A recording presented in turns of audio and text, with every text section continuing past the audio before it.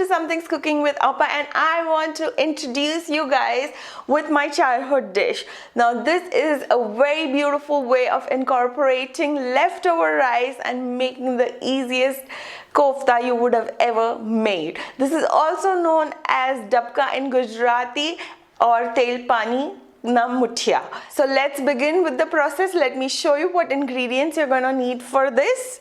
You're going to need a little bit of curd, some red chili powder. Now this is Kashmiri red chili powder, a little bit of haldi, salt, asafoetida, that's hing, kokum. Now if you don't have this, then you can always add a little bit of lime juice, jaggery, which is also called as good, and mustard seeds, that's rye. Now this is for the gravy.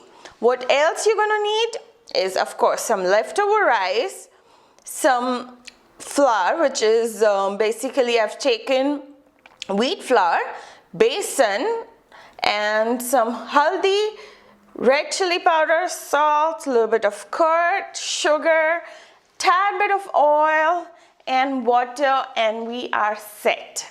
So even though it looks like there are too many ingredients, they are just so simple. Every house does have these ingredients. So let's begin with the process of making dapka. So let's start with the gravy first. I'm taking a little bit of curd.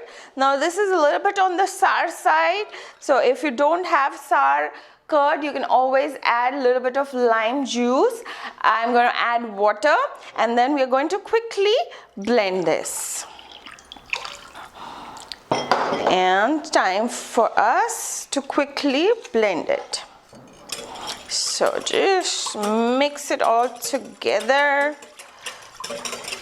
To this I'm going to add some salt, some turmeric powder, some red chili powder, and just give it a nice stir. Okay. Perfect. Now guys, let's turn on the flame for this. I've already added a little bit of oil. Once it starts heating up, we are going to give the tadka. So the oil is now heated up. I'm going to add the rye, which is the mustard seeds. Once they start popping, we are going to add the asafoetida. Okay. So they're already popping. Time to add the asafoetida and our curry. But before we do that, I need to turn the flame on low and just add this all in and keep stirring it till the time it comes to a boil. While we are doing that, I'm going to also add kokum and the jaggery. Now if you don't have jaggery at your house, you can add sugar. Jaggery does have a different taste, tad bit of a different taste. So let's just wait it out till it comes to a boil. You have to keep stirring it, otherwise the curd and the water is going to separate. You don't want that. As you can see, it's come to a first boil. Now we can turn the flame on low and work on our dumplings.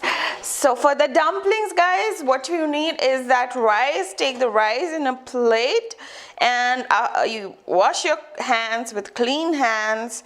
Add the rest of the flour. So I'm going to add the wheat flour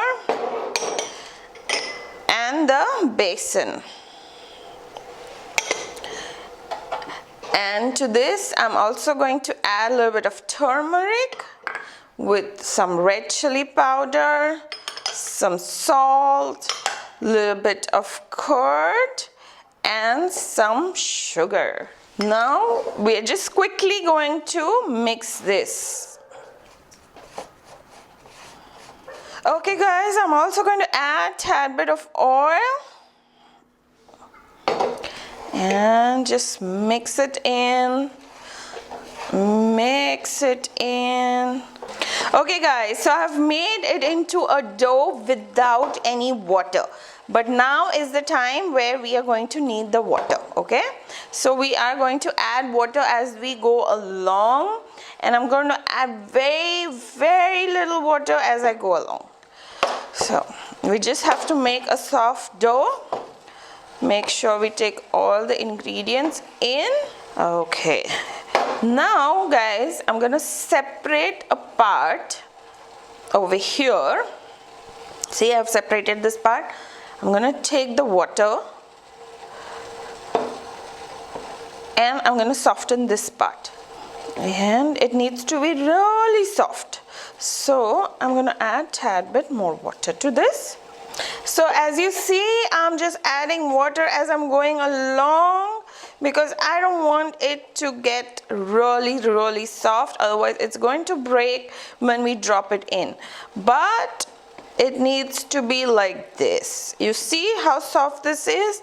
This is where you want it to be. The reason I separated the dough and I'm doing it in small batches is because it becomes so much more easier to mix the water into small parts than doing it in bigger parts. Okay guys, so the entire dough is nice and soft now.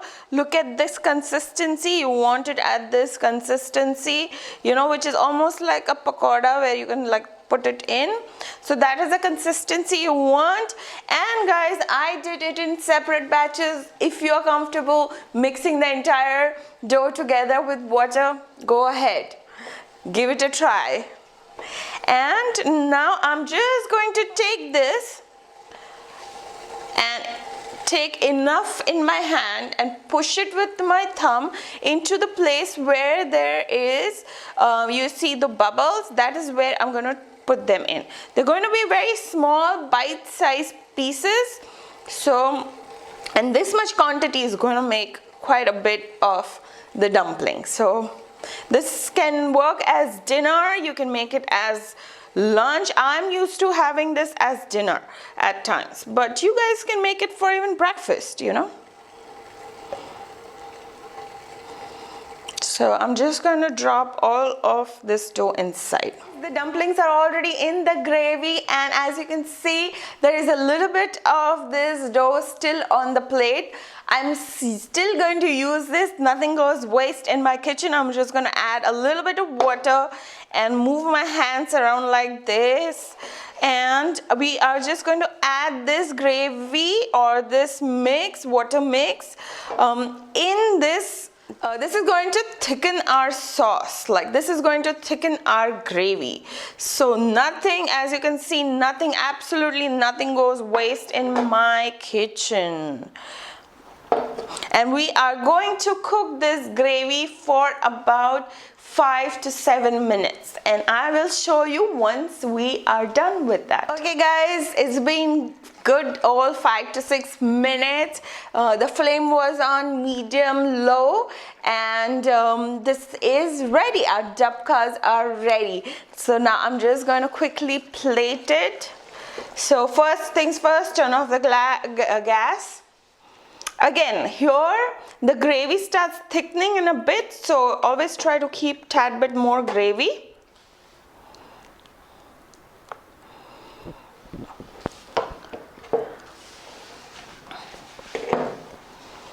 And then you can sprinkle some danya, which is cilantro.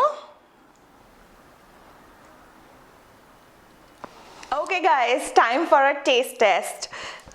I'm gonna take one of these dumplings and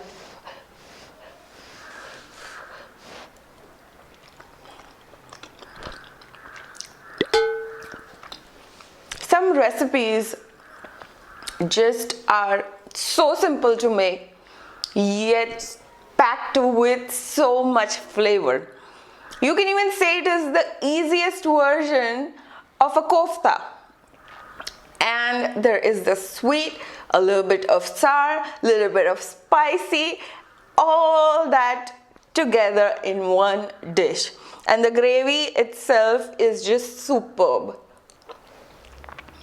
Just absolutely superb. You have to make this dish today. And I hope you enjoyed spending time with me, and I will see you very soon. By the way, do visit my website, which is somethingscookingwithalpa.com, for written recipe with the ingredients and their quantities.